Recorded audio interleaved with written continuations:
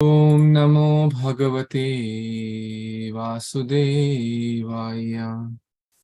Om Namo Bhagavate Vasudevaya. Narayanam Namaskrityam Naram Shaiva Narottamam Devim Saraswatim Vyasam Tato Jayam Udiraye.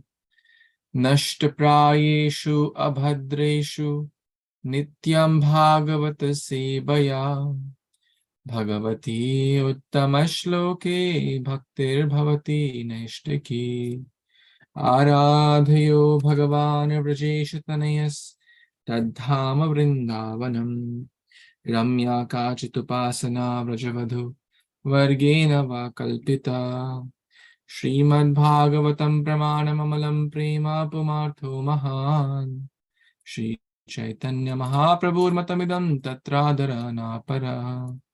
Nama Om Vishnu Padaya Krishna Pristhaya Bhutale Shrimate Bhakti Vedanta Swamin Iti Namine. Namaste Saraswate Deve Gauravani Pracharine Nirvishesha Shunyavadi Paschata Deshatarine. Jai Shri Krishna Caitanya Prabhu Nityananda Shri Advaita Gadadhar Shrivasadi Gaura Bhakta Vrinda. Hare Kṛṣṇa, Krishna Krishna, Hare Hare, Hare Rama, Rama Rama, Hare Hare.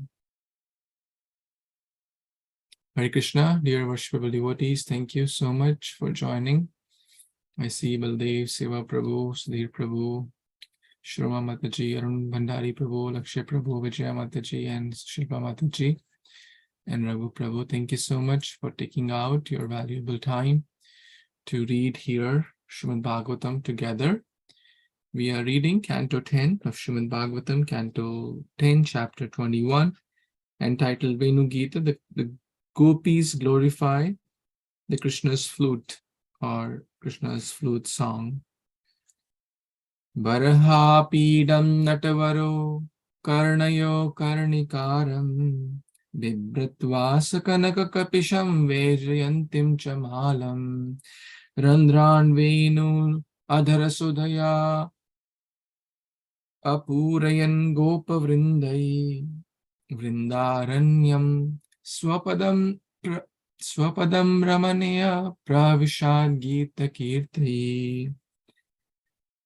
In this beautiful chapter, we are hearing the mood and the heart of the gopis, who are describing what happens to different creatures when they hear this transcendental song of Krishna's flute, namely Venu Gita. So we heard about the demigods, how they react, how their wives react. We hear about the she-deer and he-deer. We hear about the cows and the calves, how they react. We hear about the peacocks, how they react. We hear about the trees, they're crying, they're releasing their sap as their tears. We hear about the bamboo tree. We hear about the mountains. We hear about the birds. We hear about so many creatures. In short, this is Gopi's meditation about the song of Krishna's flute, Venu Gita. So with that, and we also covered the 3 different types of Venu and different names of Krishna connected to Venu, Murli, and what was the other one? Vamsi. Vamsi. Venu, Murli, and Vamsi. Haribol. Very nice. And which is the smallest of those? Venu. Venu. Haribol. Very nice. Thank you, Mataji. So with that, let's move on to the next verse for today, which is text number 14. Prayo batamba vihaga munayo vanismin Krishne kshitam taduditam kalavenu gitam Aruyaye druma bhujan ruchira pravalan Shrinvanti milita drisho vigitanya vachaha. Translation and purport by the disciples of His Divine Grace, Avicharana Ravinda Bhakti Vedanta Swami Śrīla Prabhupada ki Jai. O Mother, in the forest, all the birds have risen onto the beautiful branches of the trees to see Krishna. With closed eyes, they are simply listening in silence to the sweet vibration of his flute, and they are not attracted by any other sound. Surely, birds are on the same level as great sages. Purport. The birds resemble sages because they live in the forest, keep their eyes closed, observe silence, and remain motionless. Significantly, it is stated here that even the great sages become maddened by the sound of Krishna's flute, which is a completely spiritual vibration. The word Ruchira Pravalan indicates that even the branches of the trees are transformed in ecstasy when struck by the vibration of Krishna's flute song. Indra, Brahma, Shiva, and Vishnu, being primordial gods, travel throughout the universe and have extensive knowledge of the science of music. And yet even these great personalities have never heard or composed music like that which emanates from Krishna's flute. Indeed, the birds are so moved by the blissful sound that in their ecstasy, they close their eyes and cling to the branches to avoid falling off the trees. Srila Vishwanath Chakravarti Thakur explains that the gopis would sometimes address each other as a Amba, mother. Hare Kṛṣṇa. Amba, mother. So beautiful. So, we discussed yesterday about demigods, cows, and calves. This verse talks about the birds. This verse talks about the birds. Vihagaha. The words used for birds are multiple. One is khagaha, vihagaha, vihagaha. So, one other word used for birds is also dvija. Dvija means twice born. It fits very well in this connection, because here the birds are compared to great sages. And one other word for great sages is also called dvija, which also means twice born. So what's the two? Dvi means two. Ekaha, dvau, traya. That's a Sanskrit counting. Chatvara, pancha, shata, sapta, ashta, nava, dash, ekadash, dvadash, like this. Like 1, 2, 3. That's a Sanskrit. So dvi or dvau basically means two. So, dvija, twice born. The first birth is when the mother releases the egg. The second birth is when the egg, the baby inside comes out, when the egg is hatched and the baby comes out. So therefore, they're called dvija, or twice born, the birds. Now, why are the brahmanas called twice born? Because the first birth is by the mothers, like the birth of the body from the mother's womb. But that happens to animals also. There's nothing very special. Like a she dog gives birth to a dog. A she lion gives birth to a cub. A she goat also gives birth to a goat baby. What is so special? This second birth is the special, and that is the initiation ceremony. That is the Diksha. Diksha kale bhakta kare atma samarpan, sei kale Krishna atma sam. That is the time where the disciple takes the vows of surrender to follow in the principle of Guru Parampara, to follow in the Vedic guidelines, to live a life of real human being. That's actually how one becomes human being. Initiation is to actually live the life of under the guidance of Vedic scriptures and the guidance of Guru Parampara. So one must aspire, one must take initiation seriously, and one must aspire to have that. It's a beginning process. Initiation is not the goal. it is the beginning. Initiate means to begin, like to initiate the process, to initiate. So to officially initiate the process of Krishna consciousness, initiation. Anyways, let's come back to this verse. So the point here is the birds are generally restless, right? Every time they are like, chirping and but seeing and hearing Krishna's Venu Gita, their eyes are closed and they're completely mesmerized and attracted to that sound and not by any other sound. That is so beautiful. Translation here. When we are in Krishna Katha, when we are hearing the holy name, I'm talking about myself, how many other sounds I am attracted to? The ringing of the phone, right? or the ringing of the bell, or this or that. So many things are going on in my mind. Although I am hearing Krishna's flute in one way, chanting of the holy name is the Mahamantra. It is non-different from Krishna. So is Venu Gita, non-different from Krishna. So the chanting of the holy name is non-different from Krishna, but we should take this lesson. Even the birds are so gentle and humble and sincere that while hearing about Krishna or through Krishna's Venu Gita, they are not attracted to anything. That means they are in rapt attention. They are hearing without deviation. They are hearing ekena manasa, with single pointed laser attention. Vivasayatmika buddhir ekeha kurunandana. Then they are certainly at the level of great sages. So their eyes are closed and they are in rapt attention, absorbing every sound, every kind of particle of that, or every element of that sound. They are capturing it.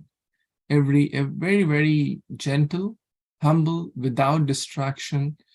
So we can learn a lot of lessons here from the birds also.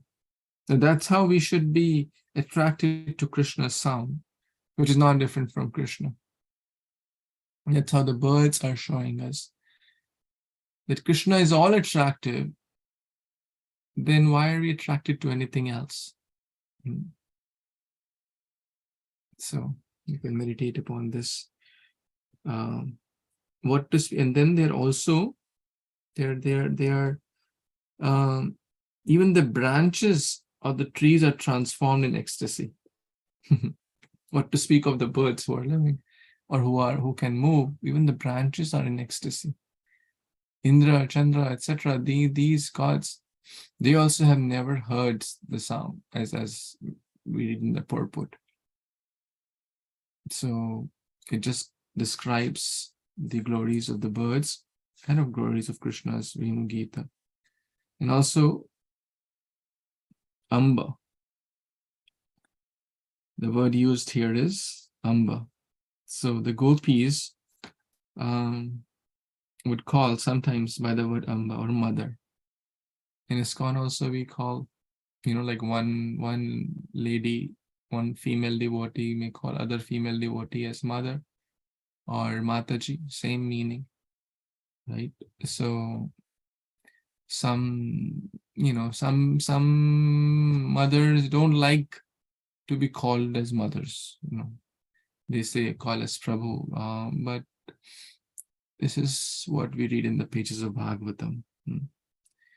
I mean, we respect everyone and we want to call everyone the way they feel comfortable and not offended, because we don't want to offend anyone. Some people may take it a little offensive. Hey, do I look like your mother?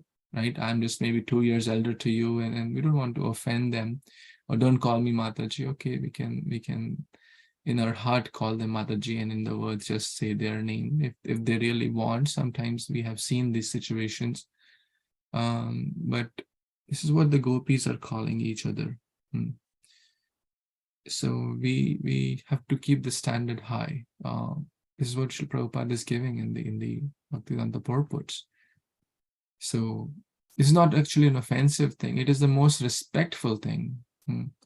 It is the most respectful thing. Calling someone mother, calling someone Mataji is very, very with awe and reverence and respect. We should call, and we should mean it also.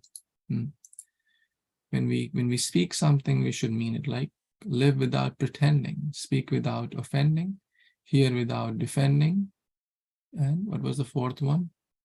Love without expecting. The 4 sutras of life. Very powerful. I'll repeat one more time. Live without pretending, love without expecting, talk or speak without offending, and listen without defending. If you want to go in detail, there is a separate kids class we did. When I say kids class, I mean the content is very, very, it's not just for kids, it's for everyone, including myself. I just speak for myself, and the kids give me a good audience. So you can, if you are interested, you can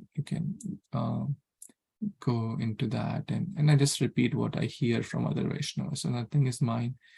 So, okay, I'll pause here. Any thoughts, comments, any questions, additions, anyone?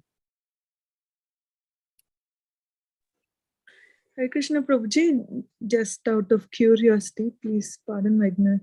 Sages being initiated, meaning, sages like in material world, like brahmanas or regular material world people, or devotees, or for example, Vedavyasa Maharshi. I'm not sure, but maybe if we take example of Vedavyasa Maharshi, his birth name could be different, and then it is been initiated like Vedavyasa Maharshi because he picked up Vedas to rewrite and so forth. I just trying to understand from that level. Are you trying to link the word sage, or trying to link the word sage to initiation? Yeah, sages to initiation. How would that apply to initiation? Because because present you gave the example, right? If in our material world, getting initiation like Krishna conscious initiation and so forth. But would that be applied to the sages like Vedavyasa Maharshi? And you are also a sage. Be a sage page by page. The title of Ishka Prabhu's program. We are reading Bhagavatam. We all want to be a sage, to get free from this material cage, because we have a short age, right? Otherwise, we will be caught up in this bondage. So be a sage, page by page, to get free from material bondage, because we have a short age. Point is, everyone, like, what is the word sage? Sage means sadhu, right? Sadhu, devotee. So the sage is a big category, but when we talk about in Krishna consciousness, you're referring to devotees. Devotees are, like sant, sage. Sometimes they may use interchangeably. So you have to understand the context. Typically, when we say the sage or rishi, right, then the image comes, oh, someone doing meditation with long beard and stuff, right? That image may come because that's how we have been trained. So what, right? But when we hear the word Raja Rishi, oh, it doesn't fit, right? Because Raja means, a sword and big chariot, and Raja Rishi. So we all have to be Rishi. Not the dress, not the beard, but the attitude. So and they also had their spiritual masters, like Vedvya's example you gave. Narad Muni was his guru, right? Any example, any bona fide parampara we'll see they had a spiritual master, right? Dhruv Maharaj, Prahlad Maharaj, Narad Muni was their guru. So every sage had a past, every sinner has a future, right? That's also a famous quote shared multiple times. The example is shared of Valmiki Muni. Muni, sage. So Valmiki was a Daku, was a dacoit before, but he became a great sage, a great Muni, a great devotee. So, yeah, does that help? So applies to everybody in who every devotee, every person who's trying to who gets that knowledge is kind of initiated or second birth. Thank you, Prabhuji. Yeah. Thanks. The Dvija typically refers to Brahmana, and Brahmana also certainly means sages also. They're also sages. Sages means they're advanced souls, right? So they are devotees, they are sincere, they are twice born. Now, here the typical picture we might come, because silence, they're listening in silence to the sweet vibration and their eyes are closed. So sometimes we may also do that, right? With chant with closed eyes, listening to the sound vibration. I mean, whatever helps. Some people chant with eyes open, some people chant with eyes closed. What is better? The short answer is whatever helps to chant attentively. If you feel you chant better with eyes closed, that's fine. If you feel that, no, I may get sleepy if I close my eyes, then it is better to keep the eyes closed. There's no that one is better than the other. Utility is the principle.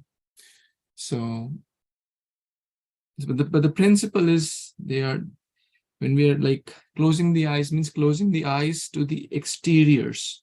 Because if the eyes are open, they'll wonder, oh, what is that kept? Oh, maybe there's some dirt. I need to clean it after chanting.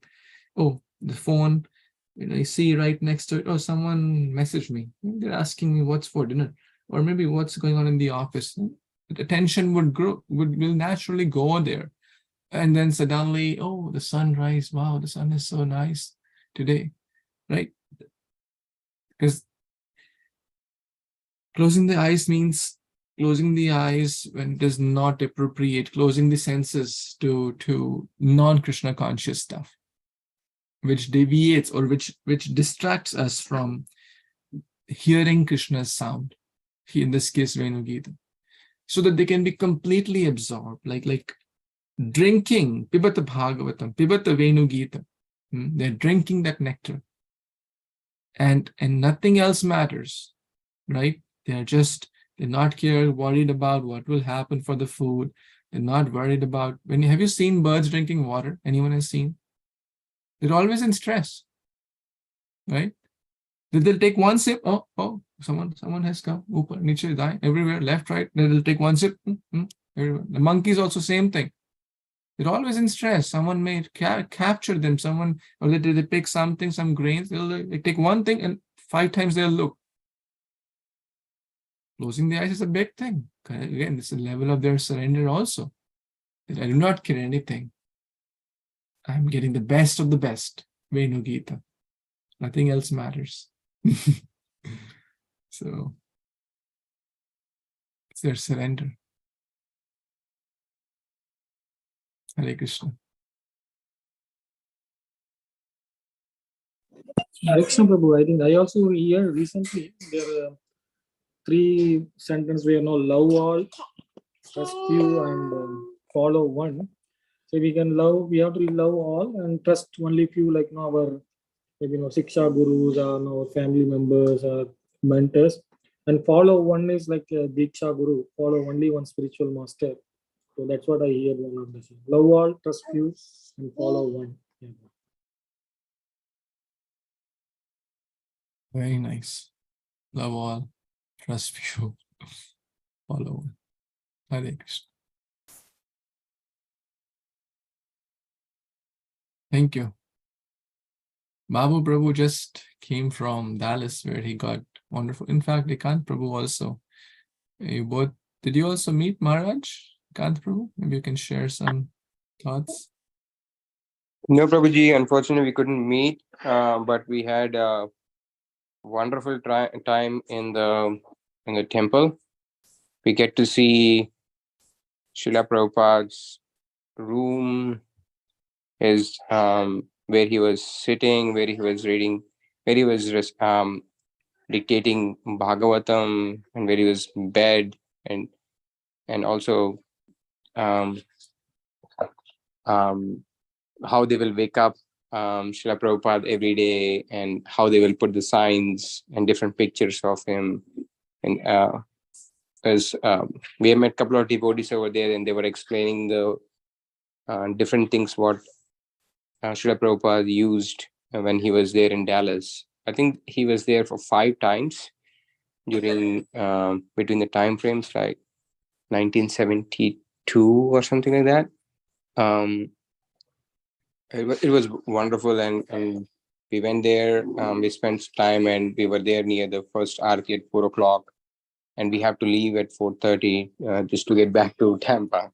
Maharaj, they said like Maharaj will be coming at 5:30, but we have to leave before that. So, but I got some pictures, and definitely will share with in our Seva group.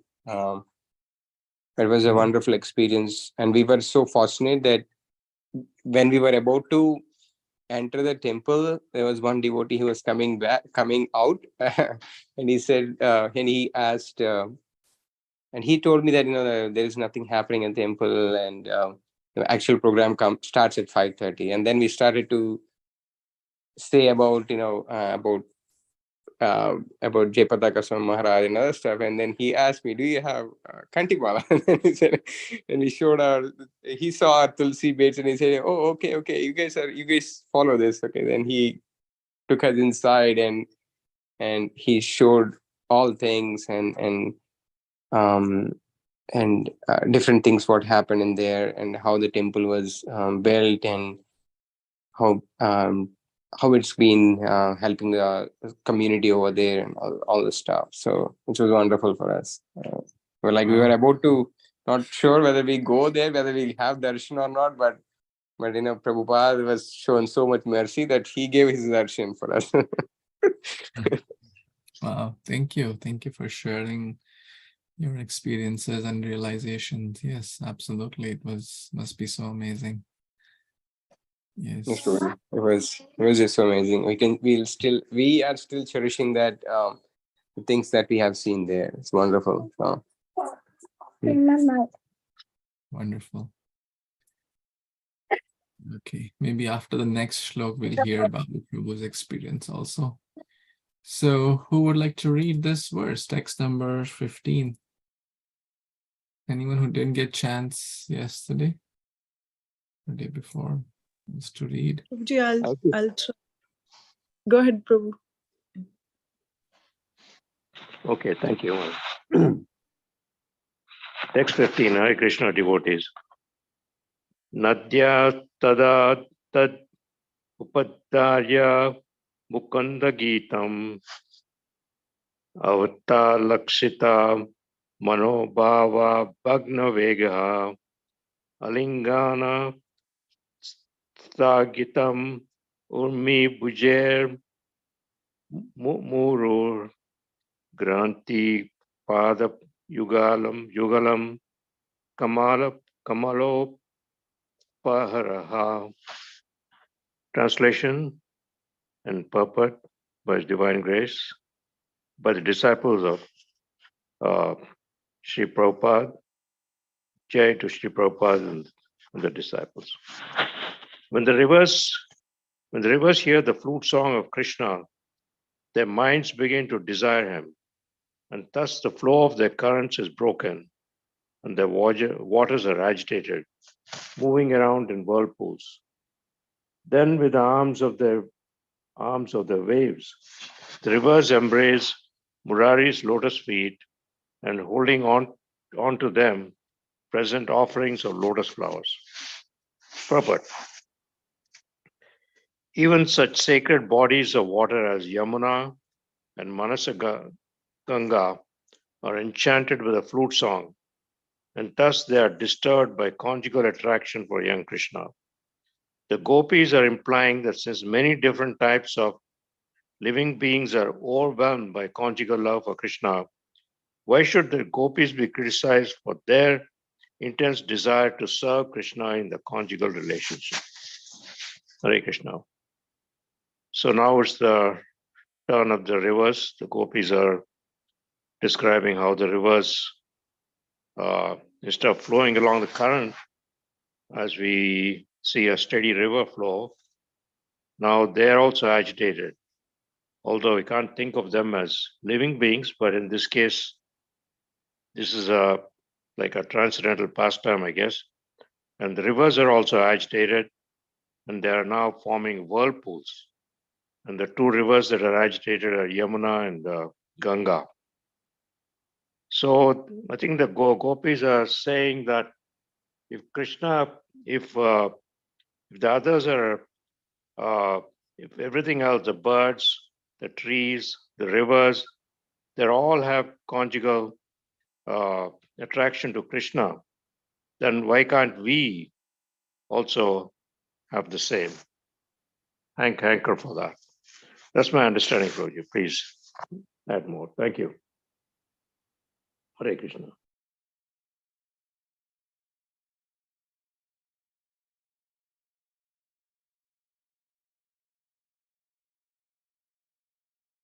Krishna, thank you. So in spiritual world, everything is Chintamani or Divya, transcendental.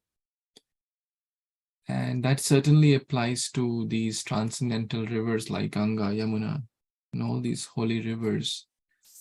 When you go to get darshan of Ganga Devi or go to the holy places like Haridwar, which I was fortunate to go just before coming to US during my India trip, we went to Har Ki Pauri, and so many great rishis have come, so many in the past and in the present.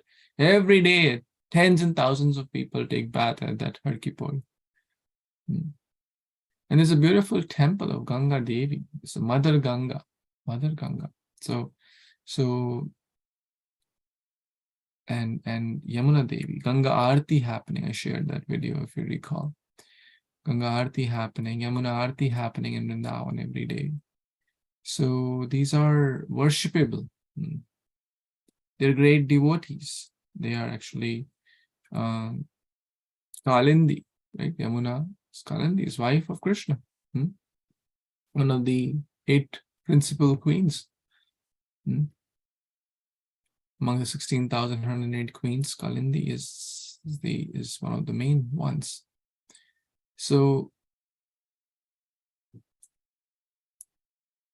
the gopis are describing here that even the rivers are attracted to Krishna, and Krishna has done so many pastimes in Ganga as Lord Chaitanya Mahāprabhu, and Yamuna as Lord Krishna himself.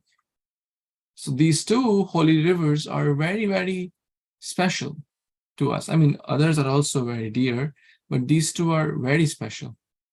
And there's a transcendental competition who is better when they both are very, very amazing.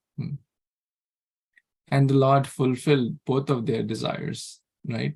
As Lord Chaitanya and as Lord Krishna. So Ganga and Yamuna, as mentioned here, they are holding to Lord Murari's, they're embracing Lord Murari's feet. And what they're giving? They're present offerings of lotus flowers. So we see here everyone is giving their best. Now rivers don't have gold coins to give. Rivers don't have fruits in them, right? Rivers, they can say, bathe Krishna's feet, patram, pushpam, and they have lotus flowers who drink the water of the river. And bamboo also is actually the descendant of rivers only in one way, right? How? Because the bamboo, where do they get the water from? The trees are the fathers, but they need the water too to grow. So in that way, it's mentioned in Krishna book actually, that the rivers are also happy in that way, that, oh, my child is so close to Krishna. referring to the Venu, because they are, ancestors to the rivers also. Like sometimes, the parents may be happy, oh, my child is in material world, they may say, oh, do you know, my child got selection in IIT, he got first rank. And then, oh, my brother's child got first rank, that he'll also take pride, right? My brother's child got first rank.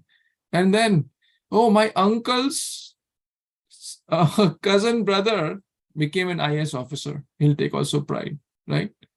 So everyone finds a connection, right? We see that in India all the time. Everyone is finding the connection. But that's all not at a very spiritual level. But this is purely spiritual level. This is pure spiritual level. So here they are desiring Krishna's and so I'll read a little bit from the Krishna book. Even the river Yamuna, very much desiring to embrace the lotus feet of Krishna after hearing the transcendental vibration of his flute, broke her fierce waves to flow very nicely with lotus flowers in her hands, just to present flowers to Mukunda with deep feeling. Wow, so beautiful, with deep feeling. Not just presenting the flowers, patram pushpam phalam toyam, yomi bhaktya prayachati. We should present whatever article. The rivers are presenting flowers with deep feeling. And when we go to these holy places, I see a lot of people put flowers, a lot of people put lamps, etc. And everyone has deep feelings. I mean, I was amazed, to see that. And it was a very, very amazing sight. Hundreds and thousands of people are putting flowers with their love and devotion. And worshipping Mother Ganga or worshipping Yamuna is the liquid god. They're Krishna's lotus feet. They are Krishna's dear devotees. So it's as good as, or is in fact sometimes even better than worshipping Krishna, because Madbhakta Pujya Dika. So in short, here we see the emotion or the sentiments of the rivers, and the gopis are saying, hey, why are you criticizing us for having a relationship with Krishna? Everyone is having, so what's our fault? Like Prahlad said, well, Krishna is all attracted. I'm like iron. He's like magnet. What's my fault? Don't blame me. Blame him for being so attractive. So that's the mood. Any other thoughts anyone has? Yeah, I have one question. So the river Ganga, we read in earlier chapters how Vamandev pierced the covering, I guess, of the universe, and then the Ganga flowed down. So Yamuna is something that's become transcendental because of Krishna being there. Is that correct? Yes, absolutely. And she's Krishna's wife also. And she is the sister of Yamaraj also. So multiple connections. Krishna sported in Yamuna. Krishna sported in Yamuna, and then so there are multiple connections, yes. And Vamandev's connection is also only one of those connections. That's Brahmaji's, when Vamandev raised his feet, Brahmaji in his Kamandalu offered water. That also water got mixed. That's also Ganga. It's coming from Lord Shiva's head also. So there are multiple connections. Again, there is a whole class or seminar series, which I heard a few years back, so I don't recall all the details. But in case anyone is interested to hear more about these holy rivers, when I went to Haridwar, I heard a lot about Ganga to prepare my consciousness about going to Ganga river. So there is a very nice seminar series by His Holiness Bhakti Rasamrita Swami Maharaj called The Sacred Rivers. So in about 5 to 7 sessions, he covers going from a high level, like why rivers, the geographical aspect, and then going into each river, Ganga, Yamuna, Saraswati, Kaveri, etc., in more details, and the pastimes and their origins and everything connected to those particular rivers. So what you said is absolutely correct, but there are much more to it as well. So if someone is interested more, you can easily search Sacred Rivers as well as Bhakti Rasamrita Maharaj. You'll see those 4 or 5 lessons, classes. Does that help? Yes, thank you, Prabhuji. That's very good. Thank you. Okay. Yes, so Shilpa Mataji, you can read the next verse. Hare Krishna Prabhuji, Dandavat Pranam, devotees, I'll try Prabhu. Drastva tape Vrajapasun saha Rama Gopiyah Sancharayantam Anuvenum Udhirayantam Prema Pravatha Uditha Kusumavalibihi Sakyur Vyadhat Swapusham Sambuddha Athapatram. Translation and purport by His Divine Grace Bhaktivedanta Swami Prabhupada and his disciples Prabhupada Ki Jai, his disciples Ki Jai. In the company of Balarama and the cowherd boys, Lord Krishna is continually vibrating his flute as he herds all the animals of Raja even under the full heat of the summer sun. Seeing this, the cloud in the sky has expanded himself out of love. He's rising high and constructing out of his own body with its multitude of flowers like droplets of water,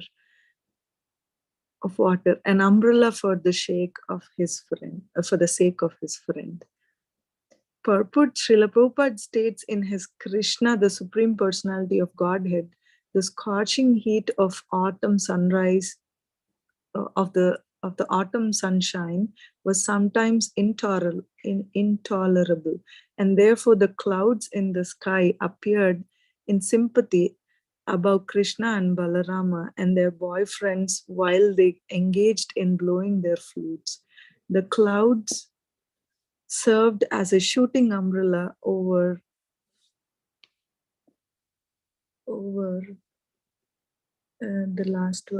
their heads, just to make friendship with Krishna. Hare Krishna Prabhuji, I think here we are talking about sky. Looks like I was thinking we are it's defined in such a way that all the Panchabhutas are included, but then we started with cows, right? So my thought was wrong. But here it's explaining about the sky now. Water is done, and then now the sky wants to be engaged in, is already enjoying the flute, the music, and then also wanted to be part of Krishna Prema by expanding his body and then giving the shade to Krishna and Balarama while they herd the cows enjoying in the virgin forest. Hare Krishna Prabhuji, back to you. Please correct.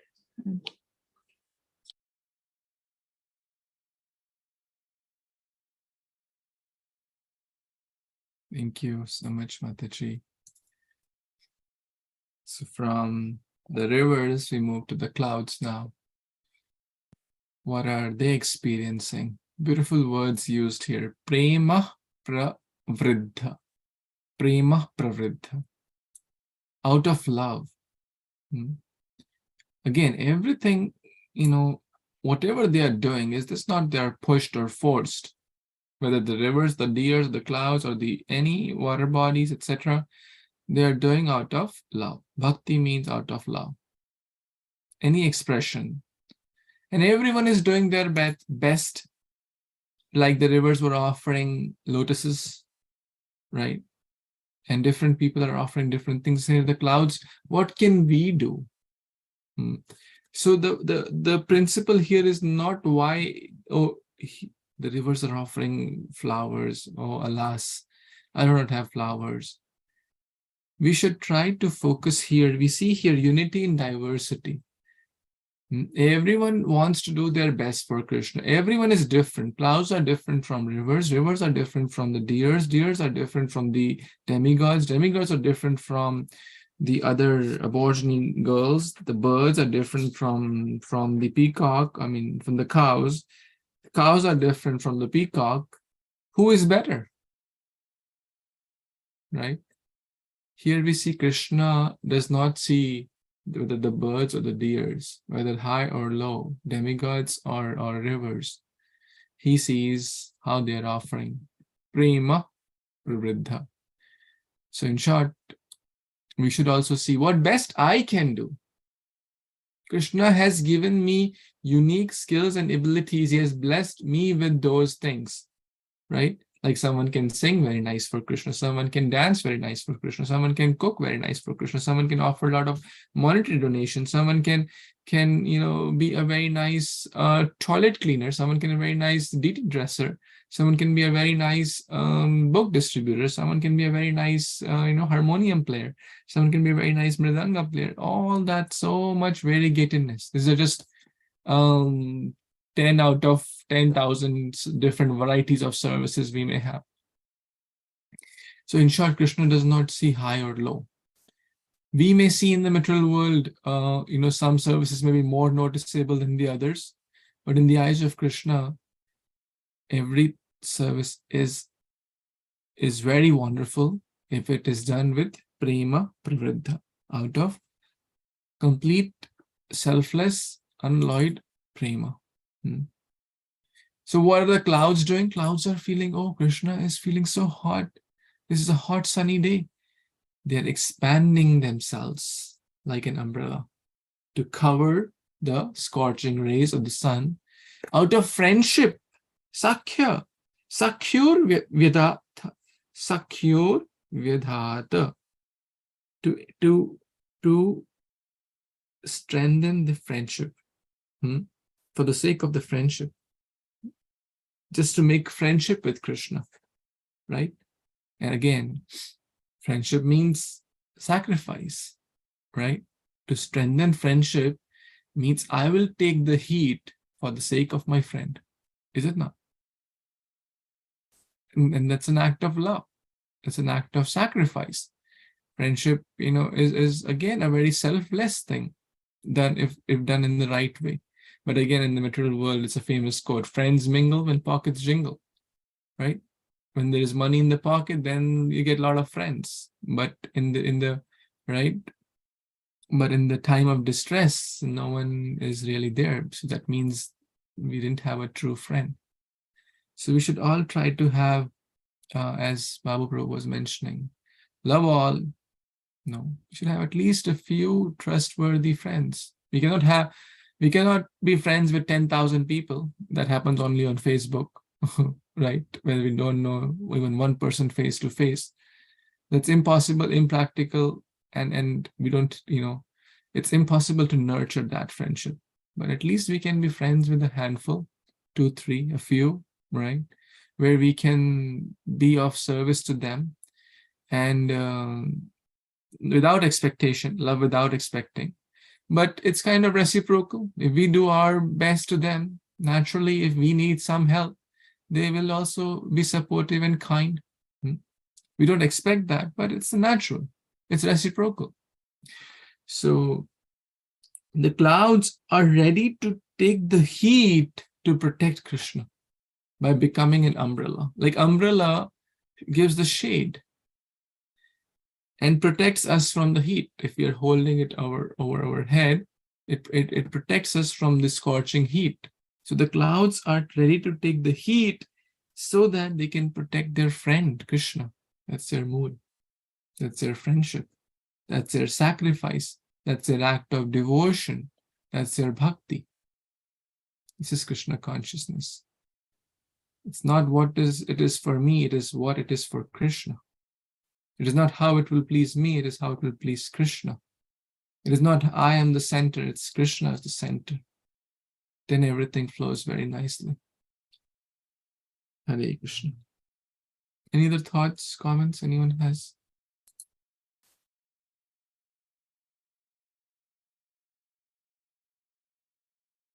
I mentioned that you'll hear Babu Prabhu's experience after, so maybe you can hear now.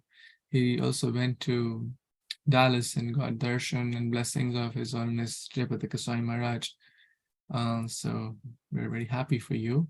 You can share some thoughts and some realizations if you feel appropriate. Sure.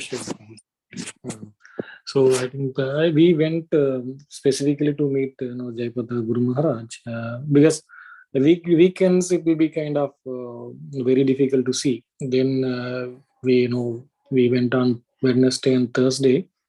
We from Alacha we went to Dallas, and I was able to meet Maharaj twice. In the night time, generally every day 10 o'clock he gives Caitanya-caritāmṛta class, and we went and we attended and almost 1 hour class. I think night 10 o'clock to 11 o'clock. And when we saw Jaipataka Maharaj, his face is like glowing. Like, you can see that he's very happy when he talk also. So, and even people are saying that okay, the question and answers are done. I think we have to go and take rest. But no, Maharaj he's giving answers to all the questions, and people ask. And one of the person asked that for the youth, what is advice he will give? So he mentioned one line of that you have to read Prabhupada books. Prabhupada has given all the information there. Read the Prabhupada books. That is the first activity you have to do, and spread the Krishna consciousness. And during the conversation, he was saying that I know that Guru Maharaj has 8 servants required for him to do his all day-to-day activities. He is going through a lot of pain and all those components. But in the class, he was mentioning that I am very grateful to Prabhupada. He given this life, and he can see that the gratefulness. He can see that happiness, in his face when he expressed as well. So definitely, it's a wonderful opportunity we had the evening nighttime class. And next day we went and we took shelter, and we were able to speak to him for almost 5 minutes. And where he spoke in Tamil, Vanakkam, and he asked, your name itself as Kannaiyan. So like that he was talking. So we are very happy, and we took blessing, and we took entire family. We went, and it was wonderful. And I also got the opportunity to do service ironing Guru Maharaj dresses. Almost 1 hour I took did the ironing, and it's a great blessing. So definitely, and a lot of people coming from different places. Somebody coming from New Jersey, New York, and definitely it's a great opportunity. And we really initially I thought of going alone, but and my wife said I also want to come. So then we went with the family. It was wonderful. And temple perspective, it's a wonderful temple, and we also had a chance to see Prabhupada room where I think Tamal Krishna Goswami, they also mentioned about them, and where he used to stay, and it's kind of great experience, definitely. And I was happy that I didn't miss it. I went and took a blessing from Guru Maharaj. Yeah. Thank you, Prabhu. Hare Kṛṣṇa. Hare Bol, thank you so much, Prabhu. We're so happy for you. I think most of you know this, but still, since Prabhu used that word, I want to just, little bit do some clarification. So the word shelter. So how, this question comes in the minds of many devotees. How initiations happen, or I also want to get initiated, or what is Diksha? How does the system work and everything, right? This question comes in the minds of many people. How many of you have this question? Anyone has this question? Only one person has. So maybe I'll answer it tomorrow. So so that if more people may have this question, because it's an important question, and I don't want to hurry it by answering it quickly because we have less time. But this is an important question, so I want to take my due time to answer it from what I have heard. But again, Mahāprabhu took shelter of His Holiness Jayapataka Maharaj. We'll talk more what that really means. Basically, it's a vows of surrender that, and in due time, the initiation will also follow as per the mercy of Guru and the Vaishnavas. I'm very happy for you, Prabhu, and your family. And Lakshya is just following what Guru Maharaj said, to read Prabhupada's books and to share with others. He's absolutely doing that for last, how many years? 3+ years now, right? Yes, Prabhu. Almost 3.5 years. This is amazing. Yeah, beautiful. Thank you. Thank you for sharing your realizations and experiences. Anything before we pause for today? Hari Bol to Babu Prabhuji and Mataji. Very well. Hare Bol. Baba Prabhu ki jai. So wonderful. So we'll pause here and continue tomorrow with the next verse. Grantaraj Bhāgavatam Purana ki jai, Jagat Guru Śrī Prabhupada ki jai, Samaveta Gaur Bhaktavinda ki jai. Vancha kalpatarubhyascha kripa sindhubhya eva cha patitanam pavanebhyo vaishnavebhyo namo namaha. Thank you. Hare Krishna and Jai Śrī Prabhupada. Hare Bol. Hare Krishna, Prabhuji. Hare Krishna, Prabhuji. Hare Krishna. Hare Krishna, Prabhuji. Hare Bol. Pranam, devotees.